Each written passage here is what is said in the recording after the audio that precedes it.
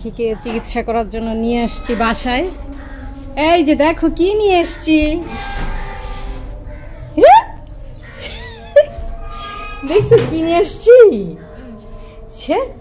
তোমাদের কোথা থেকে? সে হচ্ছে আমাদের অফিসে এই যে ব্যথা পাইছে, দেখো মাথার সামনে অনেক ব্যথা পাইছে, গ্লাসে বাড়ি খাইছে।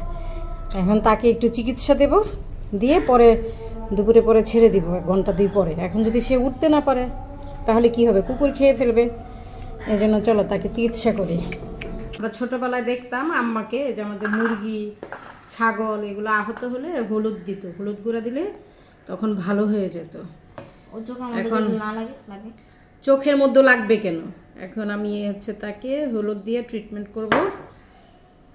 একটু হলুদের গুঁড়া দিয়ে ব্যথাটায় দিয়ে রাখি, দেখি সে সুস্থ হয় কিনা।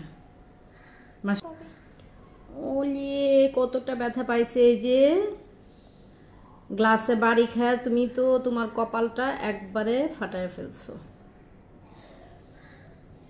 বিসমিল্লাহির রহমানির রহিম। এখন তোমরা ভুলেও ফ্যান ছাড়ো না, ফ্যান ছাড়লে কিন্তু ও উড়া দিতে যায় অ্যাক্সিডেন্ট হবে।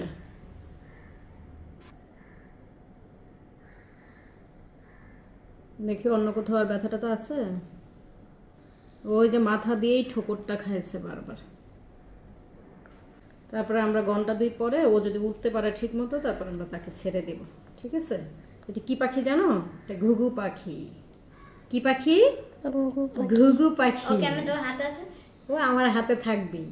ও জানে যে আমার হাত হচ্ছে ওর জন্য নিরাপদ। ও তো এভাবেই আসছে, বুঝছো? সে বুঝছে যে আমি তার কোনো ক্ষতি করব না। বুঝতে পারছো? তাহলে আমি নামাজটা পড়ি, তুমি হচ্ছে ও থাকুক, ও ছাড়া থাকুক, আমরা ফ্যান ছেড়ো না। ঠিক আছে? আমরা হচ্ছে 1 ঘন্টা 2 ও আস্তে ধীরে যখন দেখবো যে না ও উঠতে পারতেছে, তখন আমরা তাকে ছেড়ে দেব। ঠিক আছে? আমার হাতে থাকি। এই দেখো, ওর ফিল্টার পানি দেবো। ফিল্টারে পানি দিতে হবে? ও হচ্ছে পাখি, ওকে কেন ফিল্টারে পানি দিতে হবে? মানে তুমি এদিকে এই পানি একটু খাবার দাও। সে কি গোসল করবে? করতে দিবা? দাও দিলে। আরেকবার একটু দিয়ে ছেড়ে দেই। ও ছেড়ে দিলে ও বাইরে যাক, যেটাই হয়।